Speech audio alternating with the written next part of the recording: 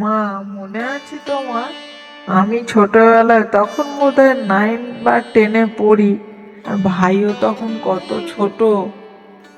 এরকম পৌষ সংক্রান্তির দিন রাতের বেলা তুমি আর বাবা যখন ঘুমিয়ে পড়েছিলে, আর আমি আর ভাই লুকিয়ে লুকিয়ে অনেক পিঠে খেয়ে নিয়েছিলাম। সে বছর তুমি আজকে সরু চাগলি, পুলি পিঠে, রসবড়া আরো কত কি করেছিলে, আর আমরা সেগুলো খেয়ে কি বমি কি বমি। মনে আছে তোমার? মনে আবার থাকবে না? তারপর তোর বাবা সেই রাতে দ্বিজেন বাবুকে ডেকে আনে। তেনার ওষুধ খেয়েই তো তোদের বমি, পেটের ব্যথা কমলো। তোরা যা দুষ্টু ছিলিস। নে নে, তাড়াতাড়ি হাত চালিয়ে আস্তে পিঠেগুলো করে নে। এখনো পুলি পিঠেগুলো ভাপাতে হবে। কারেন্টটা কখন গেছে, আসার আর নাম নেই। বর্ষাকালে ঝড় বৃষ্টি হয়, কারেন্ট যায় জানি।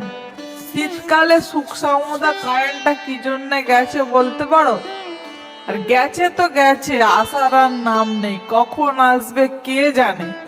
ভালো লাগে না, এত কাজ এখনো আছে তো। আহ, খুব সুন্দর হয়েছে পিঠেগুলো। মহিলা দিদিভাই, এই শীতের সময় নলেন গুড় আর পিঠে খেতে ভারী মজা। খুব সুন্দর লাগছে, তাই না? হ্যাঁ গো দাদু। আমার পিঠে কোথায় গেল? এখানেই তো ছিল। মামা, তোমার থালায় তো অত পিঠে ছিল না। তুমি আমার পিঠে নিয়ে নিয়েছো। তোর বাবু। আমার পাতে এত পিঠেই ছিল। আমাকে সবাই খুব ভালোবাসে, তাই এত পিঠে দিয়েছে।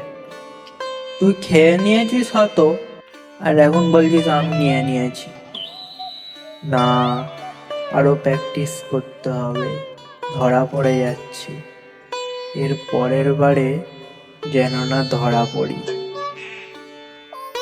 দেখো না, মামা আমার পিঠে নিয়ে নিয়েছে। আচ্ছা নাও দিদিভাই, ঝগড়া করো না মামার সাথে। আমি পিঠে দিচ্ছি, তাই না?